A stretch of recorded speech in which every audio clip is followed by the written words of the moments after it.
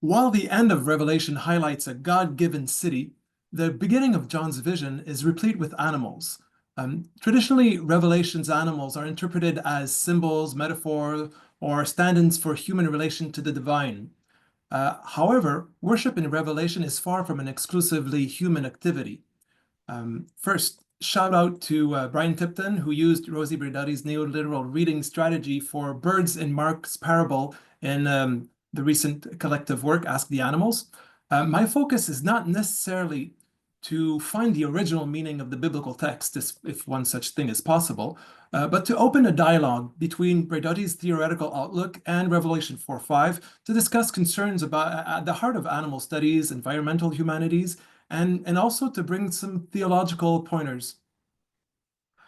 So, Braidotti's work is post-humanist, post-anthropocentric, continental feminist philosophy that brings her to discover, quote, opportunities for new social bonding and community building while pursuing sustainability and empowerment. I'll argue that Christian more than human worship inspired by revelation can be one of those opportunities that creates new bonds within all creatures and critters. Her ethics of becoming rejects individualism to propose an, quote, enlarged sense of interconnection between self and others, including the non-human or earth others.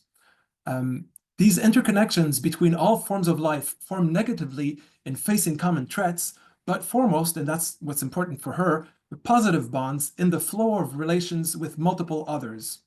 Repurposing delusion concepts, she points to affirmative transformation, notably with the concept of becoming animal. Quote, thus, the becoming animal axis of transformation entails displacement of anthropocentrism and the recognition of trans-species solidarity on the basis of our being environmentally based, that is to say, embodied, embedded, and in symbiosis with other species. With this, let's read a little bit of Revelation. After the letters to the seven churches, a vision of interspecies worship is described. Around the throne and each side of the throne are four living creatures, zoa, or animals, full of eyes in front and back. The first living creature like a lion, the second like an ox, the third creature with a face like a human, and the fourth living creature like a flying eagle, and the four living creature, each of them with 6 wings, full of eyes all around and inside. Day and out, without ceasing, they sing, holy, holy, holy. So the zoa are not animals as we know them. First, we have the omoion. They're like a lion, ox, human, eagle. So they're not actual ones. They're like them. And each have 6 wings with eyes all around and inside. Even the one with a face like a human has eyes everywhere and 6 wings. So lots of blurring of categories from what we know of distinct animal species. Accent is on otherness, difference. But also there's a sameness, an indistinction, since they have the same location for multiple eyes and wings, and their action is the same. They all sing the holiness of the Lord. A somewhat anthropomorphic action, singing, since singing and praising God's holiness is commonly associated with human creatures, a human action. However, singing is not exclusively human. We share this verb in our cultures with winged creatures, birds, bats, other primates, whales, crickets, squirrels, are also described as being able to sing.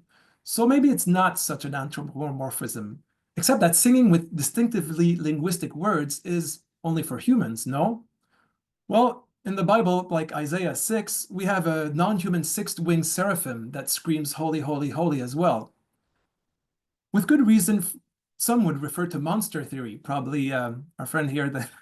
But to discuss this passage, I go to Braidotti's displacement of anthropocentrism and the recognition of trans-species solidarity on the basis of our being environmentally based, that is to say embodied, embedded, and in symbiosis with other species. This is manifest in the common worship that follows. Verse 9, here we go. And whenever the living creatures give glory and thanks, the one who is sitting on the throne, who lives forever and ever, the 24 elders fall before the one who is seated on the throne and worship the one who lives forever. They cast their crowns down before the throne, singing, you are worthy, Lord God, to receive glory, power, and honor. For you created all things, and by your will they existed and were created. So in verse 9, we have humans, presbyteroi, elders. Notice the dynamic between them and the living creatures, the Zoa. The living creatures are first to give glory to the enthroned figure, and then the elder humans follow by worshiping the same figure.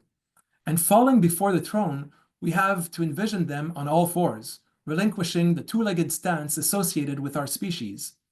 And then, as did the Zoa, they also sing. They follow in gesture and discourse what trance animals do when in front of the divine figure.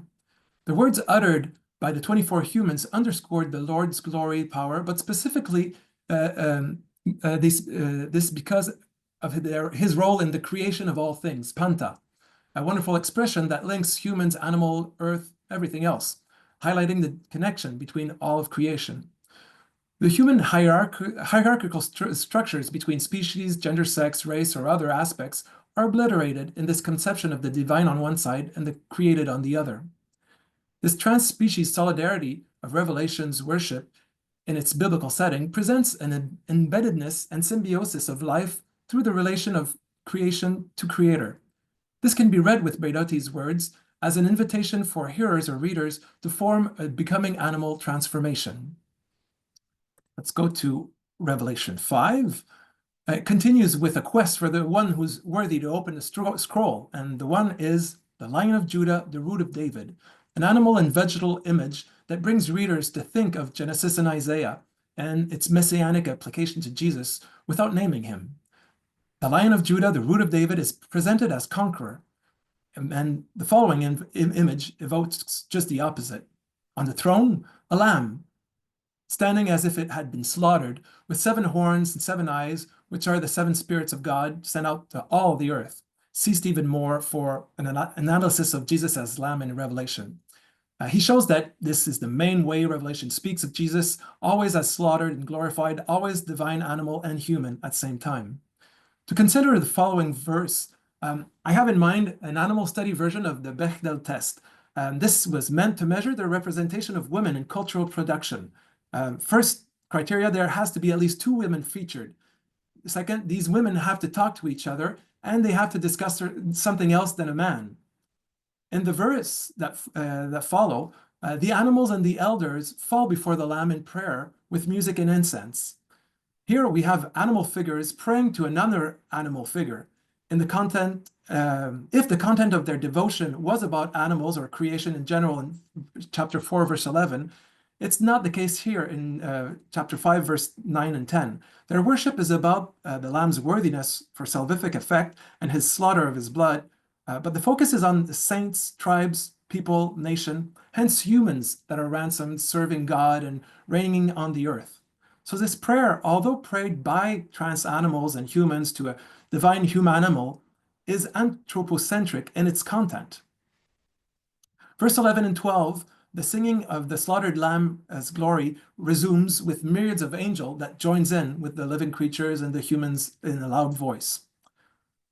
Verse 13, I heard every creature in heaven, on earth, under the earth, in the sea, and all that is in them singing to the Lamb.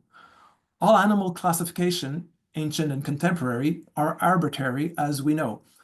This one here gives a typology of creature, tisma, according to their location.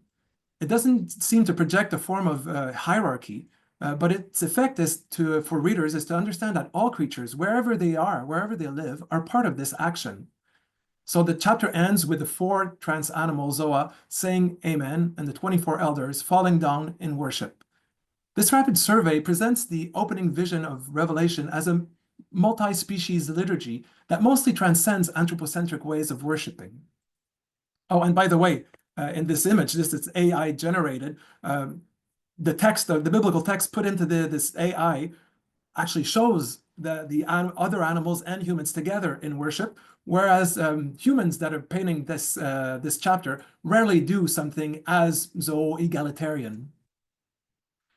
Prayer relation to the divine in in Western modern Christian groups is generally conceived as an exclusively human practice. To say it bluntly, we humans pray, other species don't. But can we reconsider worship, notably with Braidotti's post-anthropocentrism theoretical shift?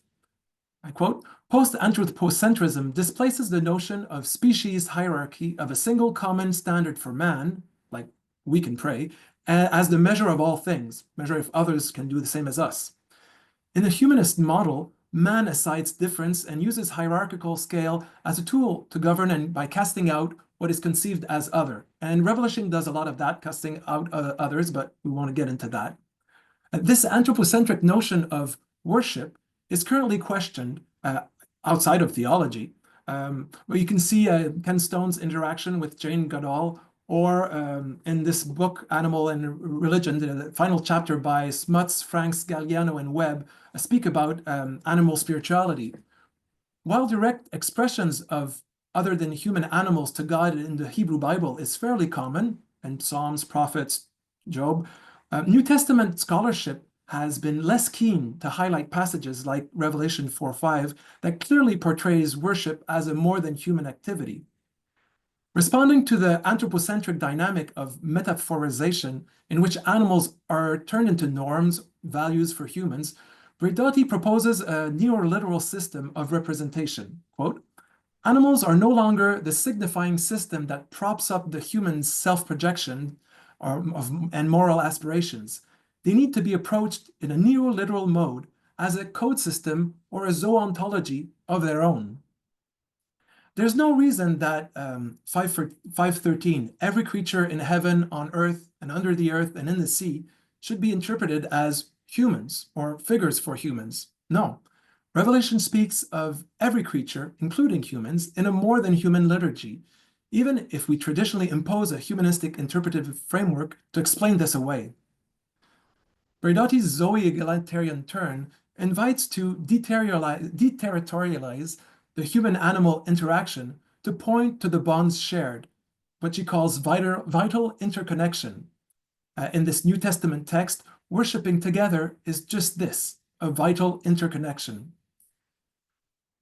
Secular post-humanist post-anthropocentrism conceives of human ontology as not self-contained, not self-sufficient, but naturally living in deep mutual dependence with other creatures. Revelation 4:5 vision is in a very different pre-modern theologically infused framework, but also highlights a continuum between different animals, including human animals. But there's also hybrid creatures in a common relation towards the divine, which is represented also in a hybrid image of God, animal, human, lamb. See our friend Stephen Moore for more on that. Can reading Revelation 4:5 transform Christian anthropocentric conception of prayer? Isn't this an image of multi-species solidarity? Can this lead to think and live an ethical continuity? Or, and this is important for me, is this image anthropomorphizing the animals in Revelation? Are we confirming the binary distinction between human and non-human animals by extending a human category of worship to other species, denying the specificity of animals altogether? This critique is from Braidotti, not about Revelation, but about France de Waal's vision of empathy in primates. So she has a little bit of criticism against de Waal's, and she asked that question: are we anthropomorphizing, or are we respecting what animals are doing as animals? So, for example, we can go back to my first slide where we see animals praying, but it's like, are they really praying in that? No, they're images that reflect our own vision of what praying is. And just thinking as I speak, I'm thinking of St. Francis Assisi in his homily to the birds. He's telling the birds to do what birds do. Sing to the Lord as you do. So instead of like looking like human and worshiping like we would expect you to worship.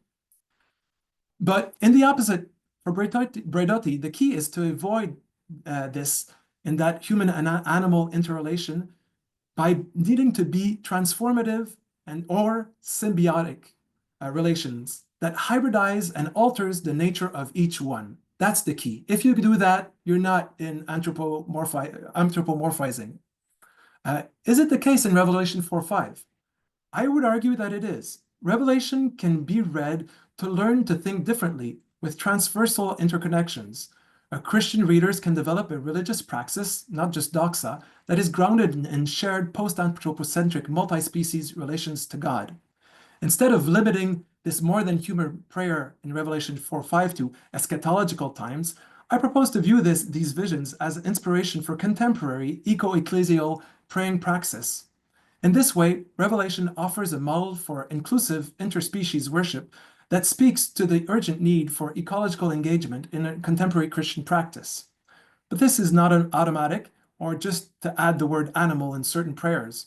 Are Christian groups that read Revelation ready to open themselves to transformative relations with the rest of creation, or are we or they stuck in anthropocentric conceptions?